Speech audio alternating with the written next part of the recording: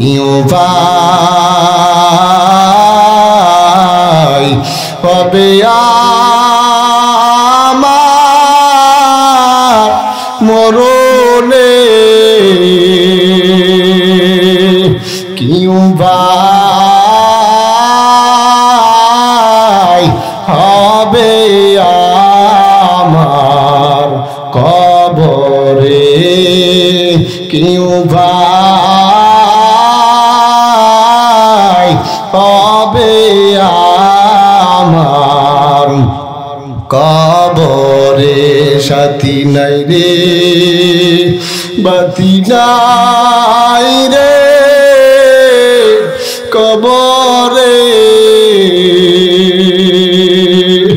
সাথী নাই রে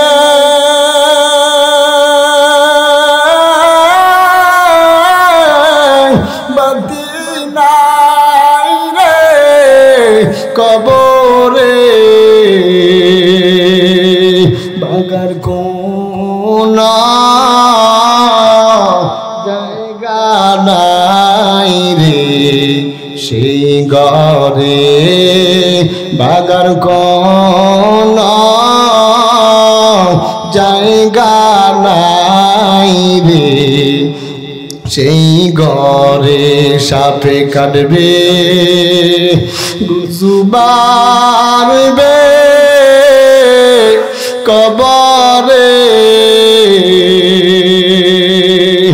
সাপে কাটবে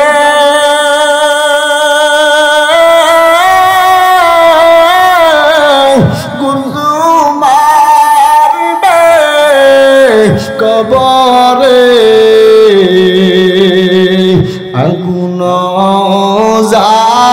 জ্বালাইয়া দিবে সেই ঘরে আগুন জ্বালাইয়া দিবে সেই ঘরে কি উপায় হবে আমার মরণে কি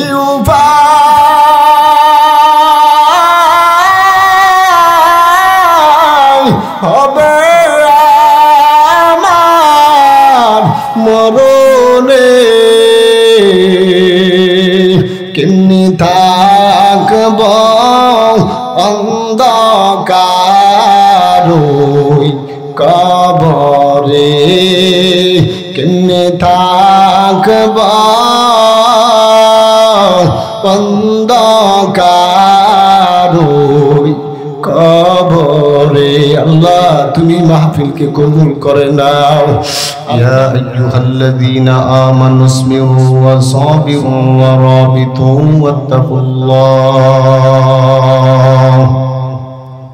ওয়াত্তাকুল্লাহ লাআল্লাকুম তুফলিহুন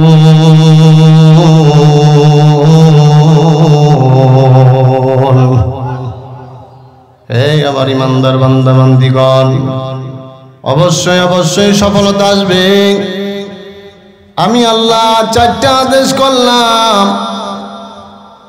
যদি চারটা আদেশকে মানতে পারো গ্রহণ করতে পারো অবশ্যই অবশ্যই সফল কাম হবে আমি আল্লাহর জান্নাতে যাইতে পারলাম ইয়া আইয়ুহাল্লাযীনা আমানু ইসবিরু এক নাম্বার হলো সবর করো ধৈর্য ধারণ করো ওয়া সাবিরু সবরের মধ্যে অটল থাকো ওয়া রাবিতু ইবাদতের ধারাবাহিকতা ঠিক রাখো ওয়াত্তাকুল্লাহ লাআল্লাকুম তুফলিহুন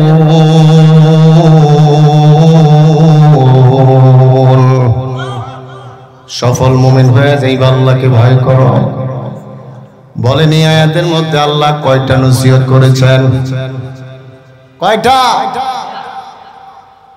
এক নাম্বার ইসবিরু সবর করো ধৈর্য ধারণ করো সবর হলো একটা দামি একটা সম্পদ ধৈর্য হলো একটা আলো কাজে কর্মে তুমি ধৈর্য ধারণ করো, হালাইন তুমি ধৈর্য ধারণ করো। বান্দার আত্মীয়তার গোলামিকে নষ্ট করে দেয় যে শক্তি, এই শক্তিটাকে নষ্ট করে দেয় দুইটা জিনিস বড় অপরাধ। এক নাম্বার হলো শাহওয়াতের কারণ, দুই নাম্বার হলো বেসবরের কারণ। যার শাহওয়াতের নিয়ন্ত্রণ নাই তার জীবনে জিন্দেগিতে গুনাহ বেশি, যার সবরের নিয়ন্ত্রণ নাই অধৈর্য মানুষ তার অসম্মান বেশি। কথা বলেন ঠিক না বেঠিক? শাহওয়াত কাম চাহিদার নিয়ন্ত্রণ নাই যার, শাহওয়াতের নিয়ন্ত্রণ নাই যার, তার জীবনে গুনাহ গুনার গুনাহ। সবরওয়ালা মানুষের অনেক বড় দাম। যে বান্দা বান্দি সবর করে, সবর করার কারণে একটা আলোর মধ্যে থাকে। সবর হলো একটা নূর, আল্লাহ প্রদত্ত একটা আলো। বান্দা সবর করার কারণে ওই বান্দা বান্দিকে আল্লাহ পছন্দ করেন। আল্লাহ পছন্দ কইরা আল্লাহ বানানো জান্নাত বান্দাকে ঢুকায় দেয়। এজন্য ধৈর্য ধারণ করা।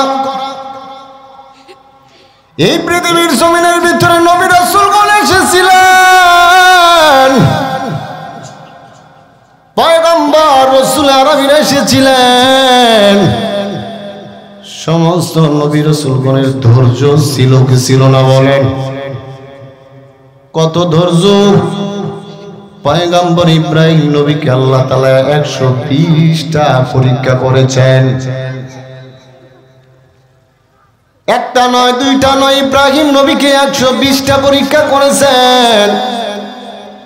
ইব্রাহিম নবী প্রত্যেকটা পরীক্ষার মধ্যে সফলতা অর্জন করেছেন। কথা বলেন ঠিক না ঠিক?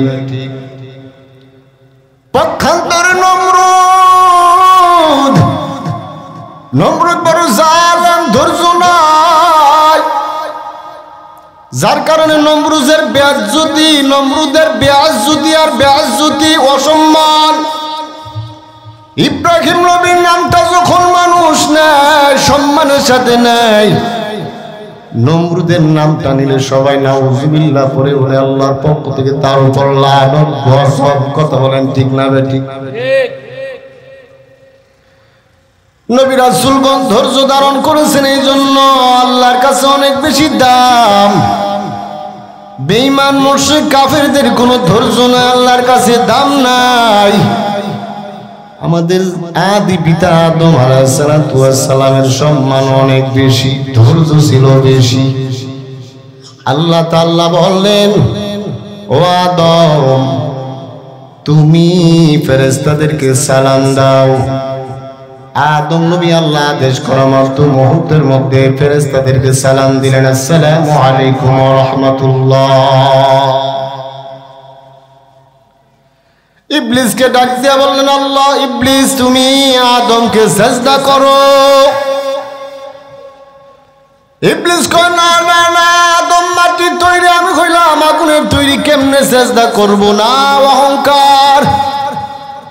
আল্লাহর সাথে গাদ্দারি করার কারণে আল্লাহ রাগান্বিত হয়ে গেল, জান্নাত থেকে বের করে দিল। কথা বলেন ঠিক না ঠিক? সম্মান নাই, সম্মান নাই, বেসবর। এই জন্য সবরওয়ালার অনেক দাম, অনেক দাম, অনেক দাম। দুনিয়ার জমিনের ভিতরে সবচেয়ে বেশি শ্রেষ্ঠ মানব ছিলেন আপনার আমার নবী বিশ্বনবী মুহাম্মদ আরবি সাল্লাল্লাহু আলাইহি ওয়াসাল্লাম। কথা বলেন ঠিক না ঠিক? নবীর মতো এত দামি মানুষ আগেও আসে নাই, কিয়ামত পর্যন্ত এত দামি মানুষ আর আসবে না। বলেন আসবে?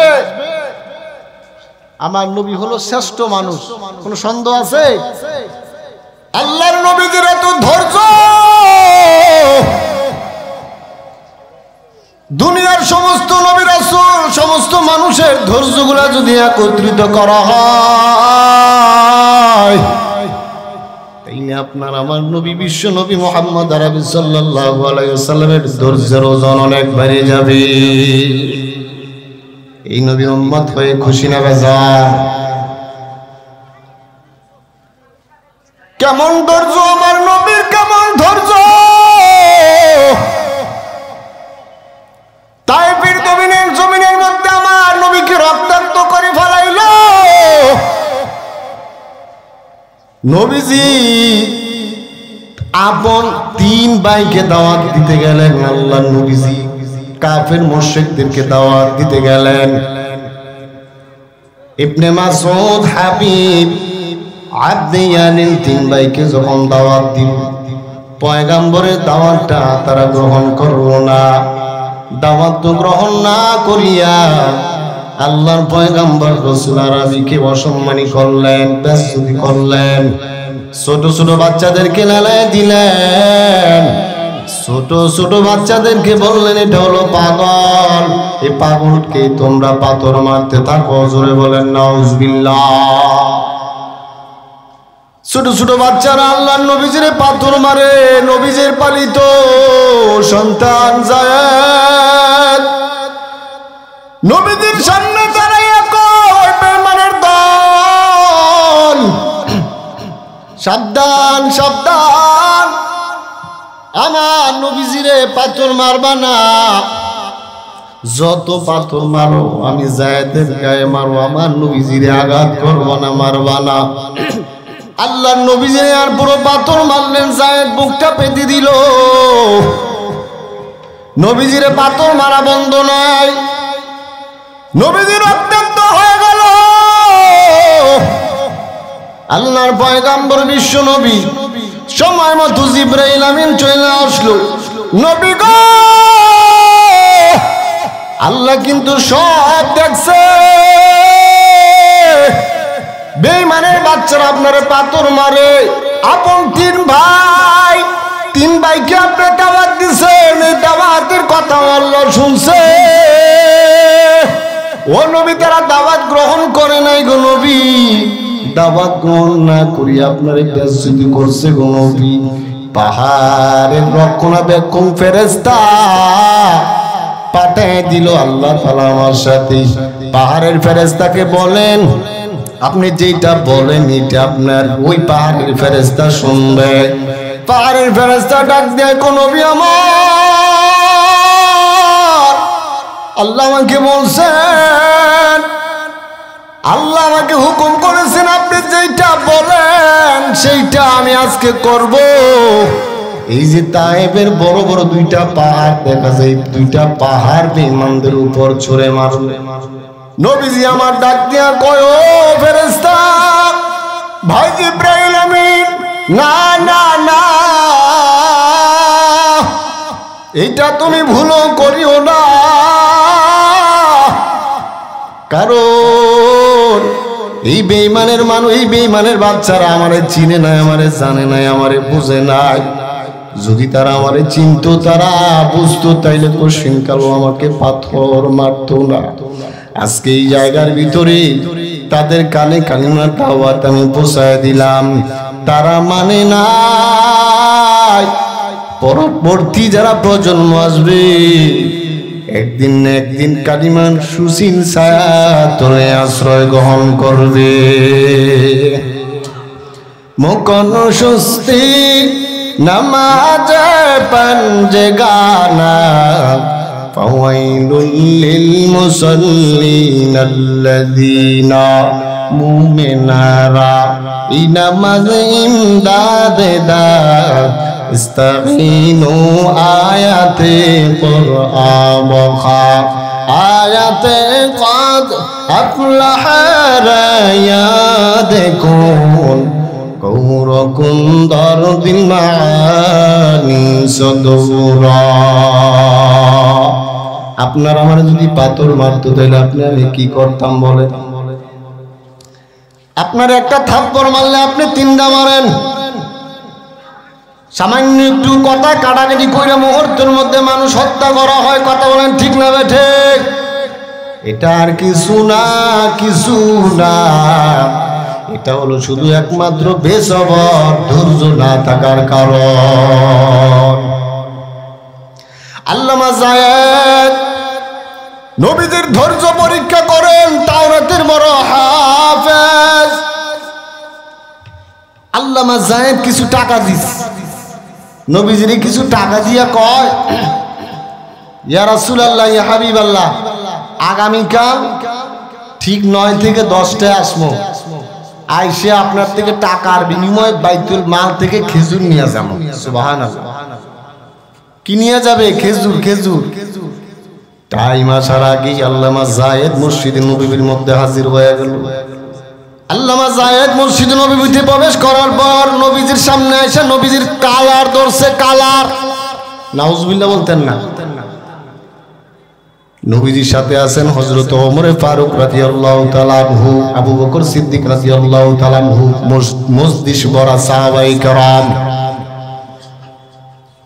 নবীজির কালার যখন ধরছে, আল্লামা যায়েদ ডাক দিয়া কয়, ও আব্দুল্লাহ সন্তান মুহাম্মদ, তোমরা খালি নিতে জানো, খাইতে জানো, আর মানুষকে দিতে জানো না। জোরে বলেন নাউজুবিল্লাহ। কত বড় গাদ্দার, কত বড় ক্রিমিনাল। পাশে হযরত ওমর, হযরত আবু বকর দাঁড়িয়ে ছিলেন। একটু জানা থাকলে বলেন, সাহাবীর মধ্যে সবচেয়ে রাগান্বিত সাহাবী কে ছিলেন? জোরে কর। সাহাবীর মধ্যে সবচেয়ে রাগান্বিত সাহাবী হলো হযরত ওমর। নবীদের মধ্যে সবচেয়ে রাগান্বিত নবী হলেন পয়গম্বর মুসা নবী। ঠিক না বা ঠিক? ছোটবেলায় একটা থাপ্পড় মারছিল মুসা নবী কারে, ফেরাউনে, মাথা ঘুরে গেছে। এই ফেরাউনের বাবুরসি রে আর একটা থাপ্পড় মারছে, মুহূর্তের মধ্যে ছটফট করে বাবুরসি মরে গেছে। কথা ঠিক না ভাই? ঠিক কথা ঠিক নেই। রাগান্বিত সাহাবী, রাগান্বিত নবী ছিলেন পয়গম্বর হযরত মুসা আলাইহিস সালাতু ওয়াস সালাম। সাহাবীর মধ্যে হলো হযরত ওমর। আল্লাহর নবীর কালারটা যখন ধরছে,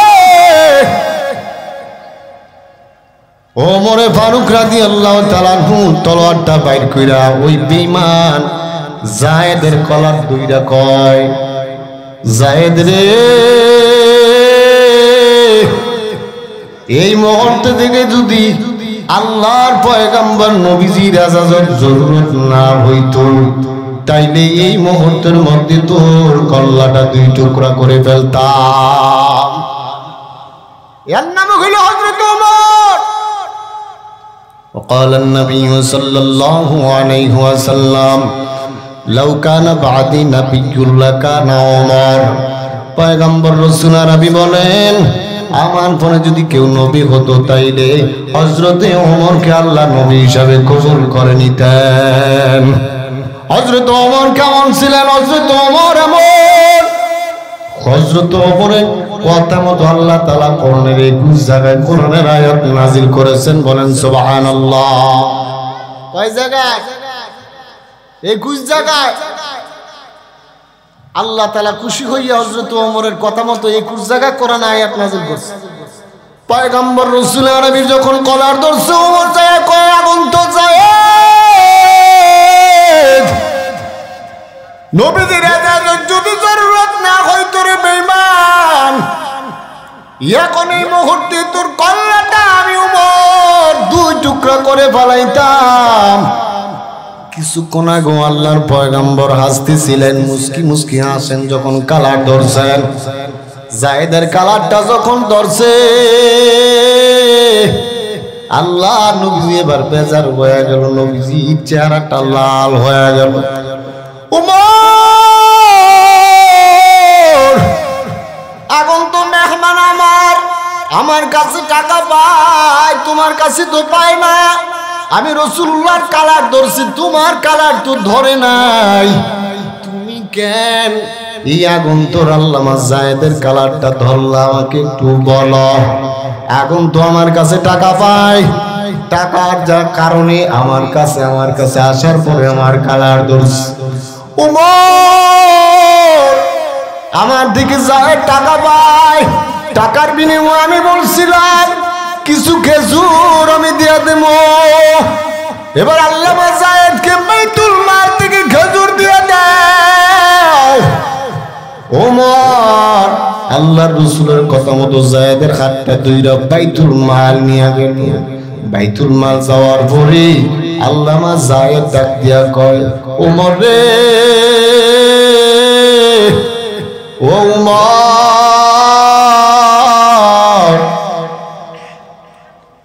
তুমি জানো নি আসলে আমি কে? বলে কে? আমার জানার দরকার নাই, পয়গম্বর রাসূল আরবি আমাকে বলছেন আল্লাহর নবীজির আদেশ মানা হলো আমার জরুরি। যায়েদ ডাক দিয়ে কয়, ওমর রে, ও ওমর, আমি হইলাম ইহুদীদের বড় আলেম যায়েদ। হযরত ওমর ফারুক ডাক দিয়া কয়, তুমি এত বড় আলেম হইয়া কেমনে আল্লাহর নবীজির কলার ধরে তুমি চাইপা ধরলা? আল্লাহর নবীজির ধৈর্য তাহাম্মুল সম্পর্কে তুমি জানো নাই, পড়ো নাই, আল্লাহর নবীজির আদর্শের গুণগান তুমি পড়ো নাই। যায় ডাক দিয়া কয়, আল্লাহর নবীজির আদর্শের বয়ান করছি আমি, তাওরাত কিতাব পুরাটা শেষ করছি, জবুর কিতাব পুরাটা পড়ে শেষ করলাম, ইনজিল কিতাব পড়ে শেষ করলাম। আমি আল্লাহর কোরআন রিসার্চ করা শুরু করে দিছি, আল্লাহর নবীজির আদর্শের বয়ান পড়া শুরু করলাম। নবীজির আদর্শ এত সুন্দর, নবীজির ধৈর্য অনেক বড় সুন্দর, নবীজির ধৈর্য তাহাম্মুল অনেক বড় সুন্দর। আমি পরে দেখলাম আসলে বাস্তবিক আল্লাহর নবীজির ধৈর্য তাহাম্মুল কেমন, এটা বাস্তবিক একটা পরীক্ষা করার জন্য আজকে মসজিদ নববীর মধ্যে হাজির হয়ে গেলাম। নবীজির কালারটা ধরলাম, কালারটা ধরার পরে আমি আসলে কি আল্লাহর পয়গম্বর রাসূল আরবি ও ধৈর্য হয়ে যায় নাকি? কিতাবের মধ্যে যেভাবে পাইছি ওইটাকে মিলানোর জন্য এখন আমি যখন আসলাম, আসার পরে নবীজির কলারটা চাইপা ধরলাম। ধরার পরে এবার আল্লাহর নবীজি কিছু বললেন না, মুস্কি হাসলেন। ওমর রে, তখনই আমার কলিজায় পানি নাই, অনেক বড় বেদবি কইরা ফেলাইছি।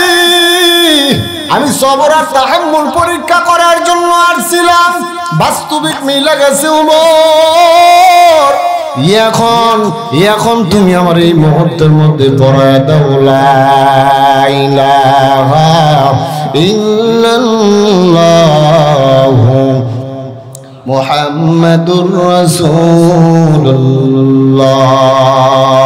সাল্লাল্লাহু আলাইহি ওয়াসাল্লাম। আমি যায়েদ এখান থেকে মুসলমান হইয়া আল্লাহর নবীজির দরবারে যেতে চাই। এটা হলো ধৈর্য,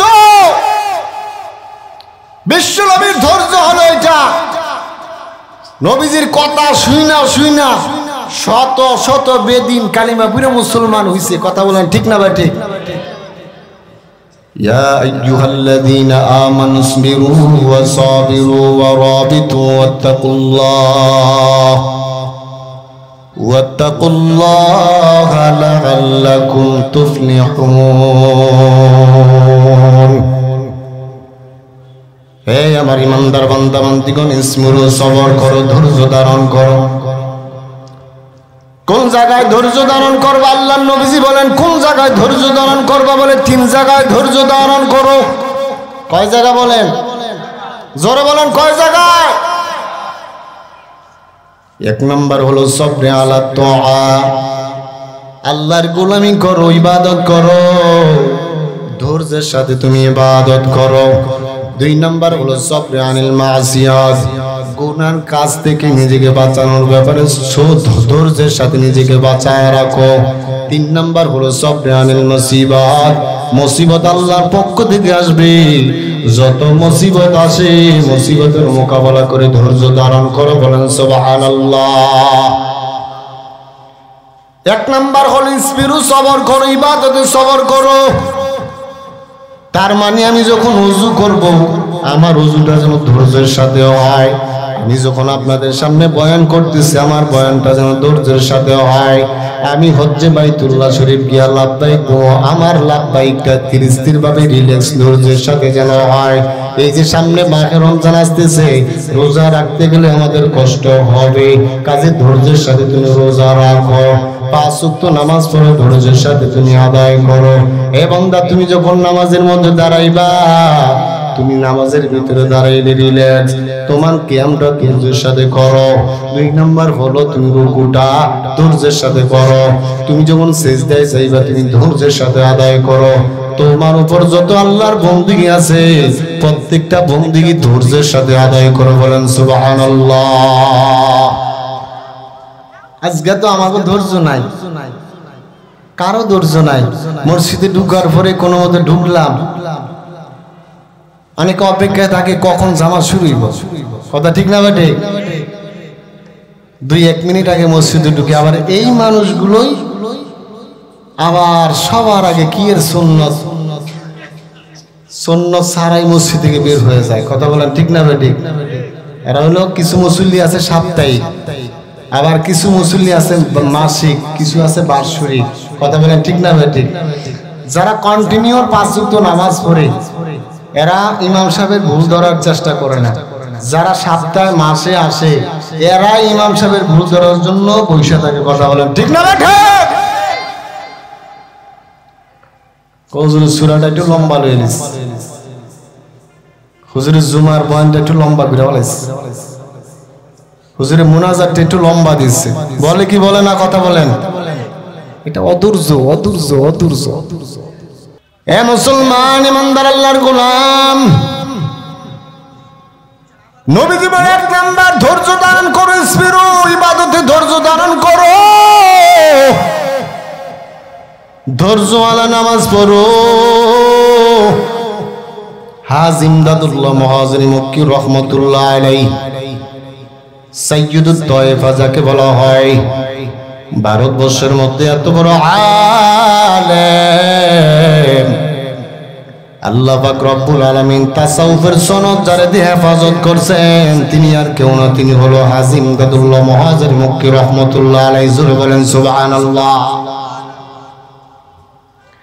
আল্লাহর ওলির কাছে একজন আয়েশা কয়, হুজুর আমি যখন নামাজের মধ্যে দাঁড়াই, নামাজের মধ্যে দাঁড়াইবার পর আমার কোনো কিছু খেয়াল থাকে না, কখন সূরা পড়লাম আমার মনোযোগ থাকে না, আমি রুকুর মধ্যে গেলাম আমার কোনো খেয়াল থাকে না, তাসবিহ পড়লাম কি পড়লাম না, সেজদার মধ্যে গেলাম, সেজদার মধ্যে যাওয়ার পরও আমার কোনো খেয়াল থাকে না, আমার সেজদায় গিয়ে কয়বার তাসবিহ পড়লাম আমার কোনো মনোযোগ নাই। ওগো আল্লাহর ওলি আপনি আমার এমন একটা আমল শিখায়া দেন সেই আমলটা করলে আমি আমার নামাজের ভিতরে মনোযোগ ফিরে পাবো, ইখলাসের সাথে তাকওয়ার সাথে নামাজ আদায় করতে পারবো।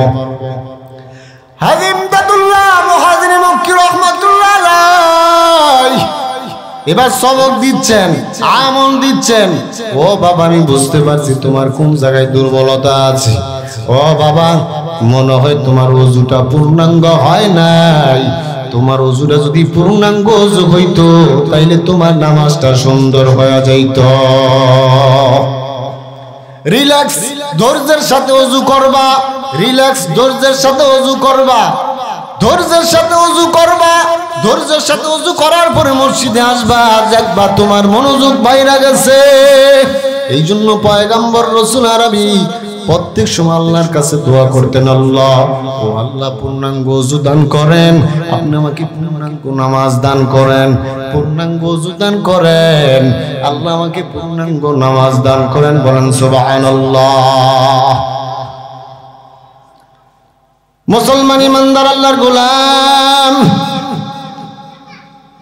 পয়গম্বর রাসূল আরবির নামাজ কেমন? আল্লাহ নবী বিশ্ব নবী মুহাম্মদ আরবি সাল্লাল্লাহু আলাইহি ওয়াসাল্লাম নামাজের মধ্যে দাঁড়ায় থাকতেন, এত লম্বা কিয়াম করত, নবীজি এত সময় রুকুতে কাটাইতেন, সেজদার মধ্যে গিয়া নবীজি এত সময় কাটাইতেন, কমপক্ষে 50টা কোরআনের আয়াত পড়া যেত। বলেন সুবহানাল্লাহ।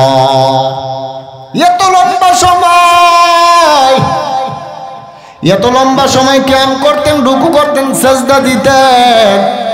আম্মা জান আয়েশা বলেন, আল্লাহর নবী যখন নামাজে দাঁড়াইতো, নবীজি দাঁড়ায় থাকতে থাকতে নবীজির পা মুবারক টিউমারের মতো ফুইলা যাইত। ওই ধৈর্যওয়ালা নামাজ আমাদের দরকার আছে না নাই? পয়গম্বর রাসূল আরবি বলেন, সল্লু সালাতান মুআদ্দান, তুমি বিদায় নামাজ পড়ো, মনে করো এটা তোমার জীবনের শেষ নামাজ। আর জীবনে পেতে পারো আর নাও পেতে পারো। এখন থেকে 1 ঘন্টা পরে যদি আমার মরণ হয়, আর যদি বলা হয় তোমাকে 2টা রাকাত নামাজের সময় দেওয়া হলো, 1 ঘন্টা পরে আপনার মরণ হয়ে যাবে, বলেন তো আপনার 2 রাকাত নামাজ কত সময় কাটাইবেন? কত সময় কাটাইবেন? প্রত্যেকটা কিয়াম এত লম্বা হবে। রুকুতে যখন যাইবেন তখনও কান্না করবেন, কারণ জীবনের শেষ নামাজ। সেজদার মধ্যে যখন যাইবেন, সেজদায় গিয়েও কাঁদবেন, কারণ জীবনের শেষ নামাজ। কারণ ওই দিনের নামাজটা আপনার জীবনের শেষ। রুকুতে যাইও কান্না, সেজদায় যাইও কান্না। কান্না করতে করতে করতে করতে আপনার যায় নামাজটা পর্যন্ত ভিজিয়া যাবে রে বাবা। নামাজ পড়োই, নামাজ ধৈর্যের সাথে নামাজ আদায় করো। আর মনে করো আল্লাহ আমার জীবনে আর পেতে পারি, নাও পেতে পারি। 2 নাম্বার হলো সবরে মাসিয়ত, গুনাহ। আমাদের গুনাহ জিন্দেগিতে শুধু গুনাহ। ও মুমিন, গুনাহ থেকে নিজেকে কন্ট্রোল করো, বাঁচায় রাখো। ইজতিনাবানিল মাসিয়াত, গুনাহ থেকে নিজেকে বাঁচায় রাখে, এটাও কিন্তু একটা নেকের কাজ, ভালো কাজ। চোখের সামনে কত গুনাহ, পরনারী দেখা ফেলাইছেন, চক্ষুটারে নিয়ন্ত্রণ করে ফেলার। নীরব বিড়ালায় এমন জায়গার মধ্যে পড়ছেন, গুনাহ করতে পারবেন না। আমি গুনাহ করব না, কারণ আল্লাহকে বড় ভয় পাই। কাকে ভয় পাই? দুনিয়ার কেউ যদি নাও দেখে, আল্লাহ কি তো বাকি দেওয়ার ব্যবস্থা নাই? এ মুসলমান ইমানদার আল্লাহর গোলাম, আল্লাহ বলেন ইয়ালামু মা বাইনা আইদিহিম ওয়া মা খালফাহুম। বান্দা তুমি সামনে এবং পিছনে যত গুনাহ করো, তোমার গুনাহের খবর কেউ যদি নাও জানে, আমার আল্লাহ ঠিকই জানে। ইয়ালামু খাইনাতাল আয়ুন ওয়া মা তুখফিস সুদূর।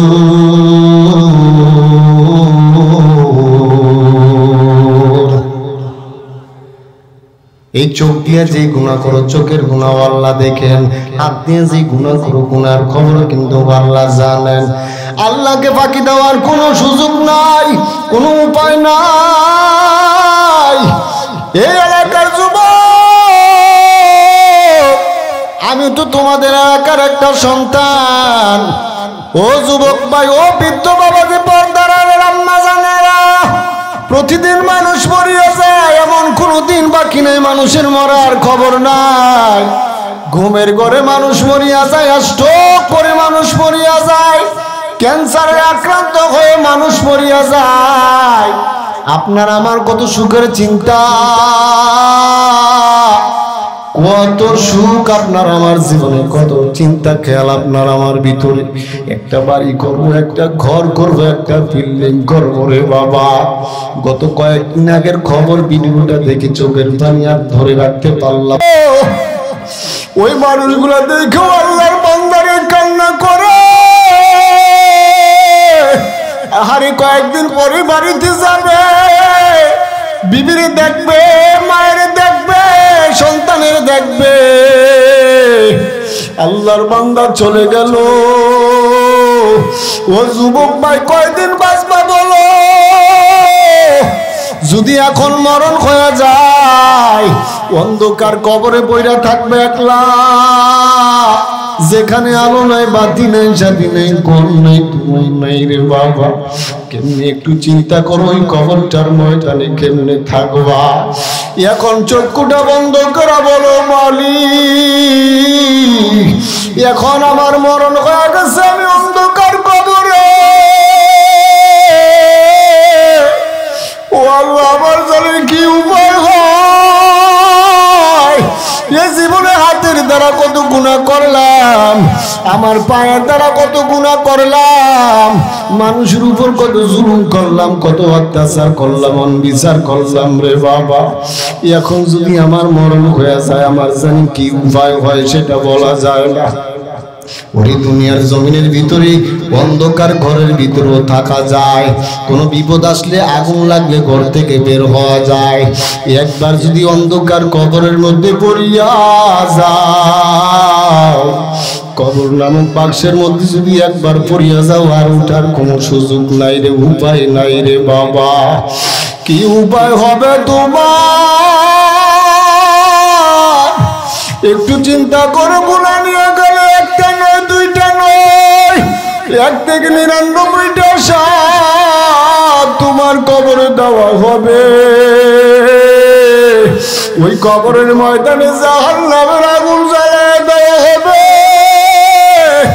ওরে দুনিয়ার আগুনের চাইতে জাহান্নামের আগুন 70 গুণ তেজওয়ালা আগুন।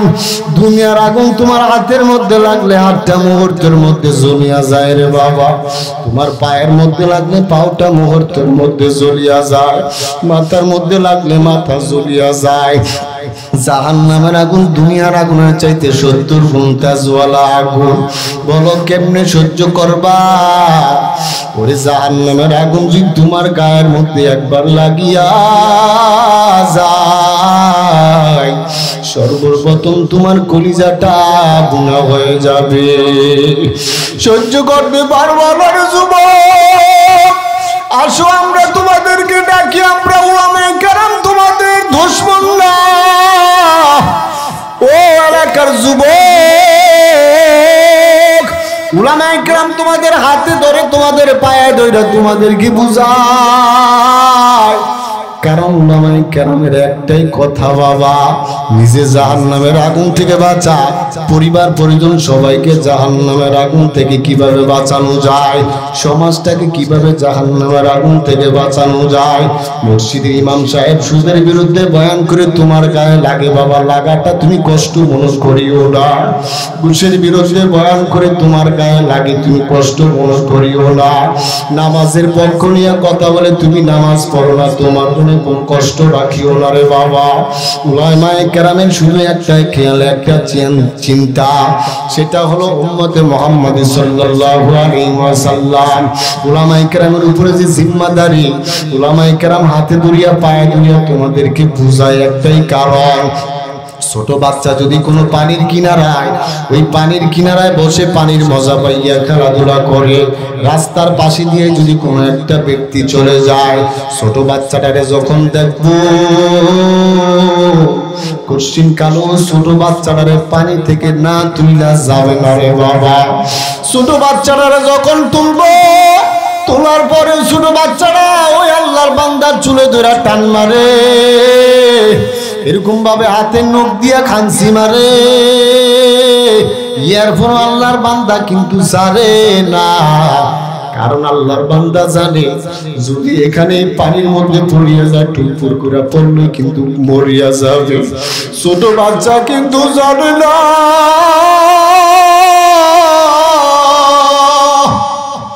আল্লাহর বান্দা উলামায়ে কেরাম তোমার হাতে ধরিয়া পায়ে ধরে বুঝায়, এখন যদি তুমি মরিয়া যাও, মরার পরে যদি তুমি টুপুর করে জাহান্নামে পড়িয়া যাও, বলো তোমার কি উপায় হবে? এখনো সুযোগ আছে, আল্লাহর ভয় রাখো। আমি কিন্তু তোমাদের এলাকার সন্তান, ও বাবা, তোমাদের হাতে ধরিয়া পায়ে ধরিয়া তোমাদেরকে একটা কথাই বুঝে আসো, জাহান্নামের পথ ছাড়িয়ে আসো। আল্লাহকে চিনো, আল্লাহর রাসূলের আদর্শ মতো জিন্দেগিটারে গঠন করো, সাজাও। আল্লাহর ভয় দিলের মধ্যে ঢুকাও। আর বলো, মালিক কবরে আযাব সহ্য করতে পারবো না, জাহান্নামের আগুন সহ্য করতে পারবো না রে আল্লাহ, তুমি আমাদের সবাইকে মাফ করে দাও। কি উপায় হবে আমার মরণে, কি উপায় হবে আমার কবরে, কি উপায় হবে আমার কবরে।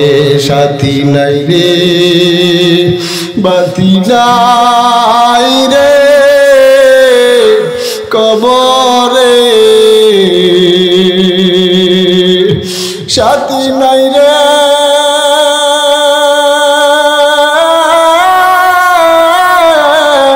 বাতি নাই রে কবরে,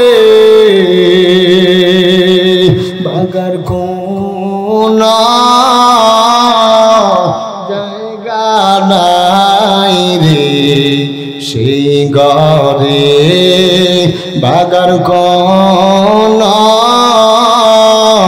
জায়গা নাই রে সেই ঘরে, সাপে কাটবে গুজু মারবে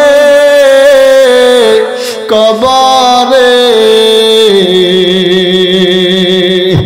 সাপে কাটবে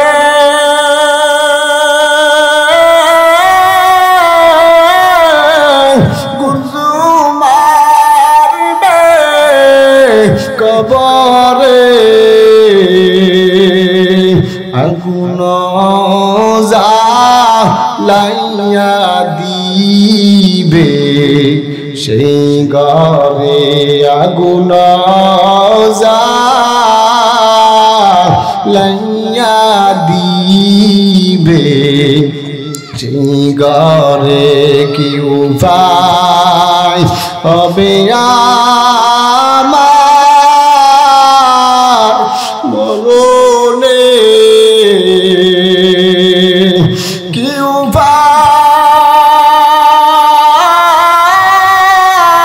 উপায় হবে আমার মরণে,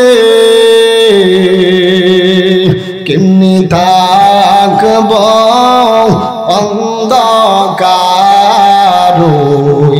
কবরে, কেমনে থাকব অন্ধকার